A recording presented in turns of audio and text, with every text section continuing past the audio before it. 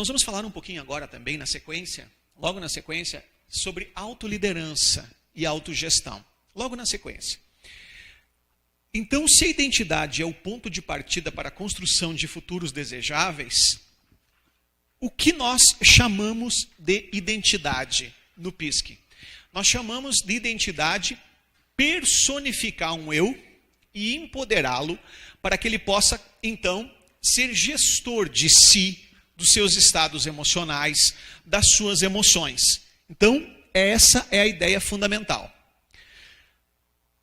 Através do que nós vamos aprender a partir de agora, nós vamos aprender então a personificar esse eu e alicerçá-lo como gestor. Então, vamos definir o conceito de autoliderança.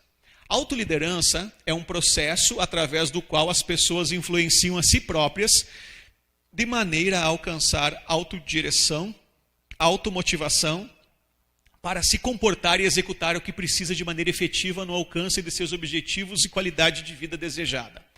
A autoliderança utiliza técnicas de controle de pensamento, de comportamento, autorrecompensa, autorregulamentação, que proporcionam a quem pratica um desempenho mais confiante, focado e criativo, com melhores resultados para alcance pessoal e profissional.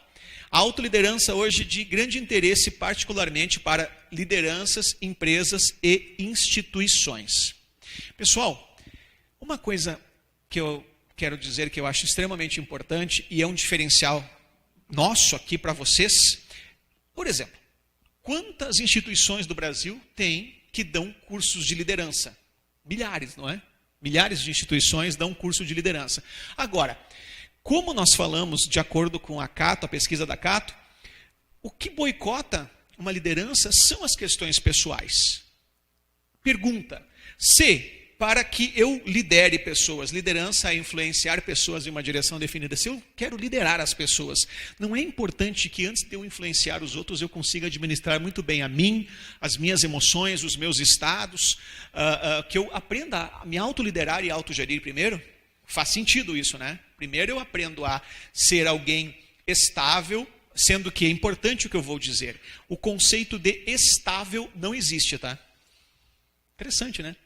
Puxa, eu olho para aquela pessoa, ela parece ser muito estável. Não existe o ser humano estável.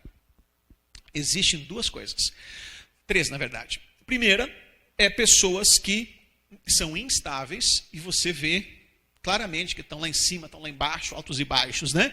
Aí existe uma outra situação de pessoas que parecem estáveis, mas não são. Aí elas têm problemas gástricos, elas têm outros problemas porque elas seguram tudo. Eu não sou Júlio Iglesias, tá? Mas ela segura tudo, certo? Então, aí nós temos, só para vocês entenderem, isso que eu vou falar, a Gleice sabe muito bem, né? Só para vocês entenderem, a maioria, não todas, mas a maioria esmagadora das patologias possui origem psicossomática. É uma somatização dos estados de ansiedade e de outros estados, inclusive, normalmente a depressão também, a menos que seja uma questão genética, que é bem raro, normalmente é uma construção e uma predisposição. Então, para vocês entenderem, a maioria esmagadora das patologias, não todas, mas a grande maioria tem origem psicossomática. Muitas vezes a pessoa parece estável, mas ela não é. Ela está segurando. Aí, como não existe estabilidade e não existe... por favor, fica à vontade. Como não existe pessoas estáveis, existe o quê? Existe autogestão, autoliderança. Ou seja, você administra essas situações. Você consegue gerir adequadamente os teus estados emocionais. Isso é verdade, o resto é mitologia.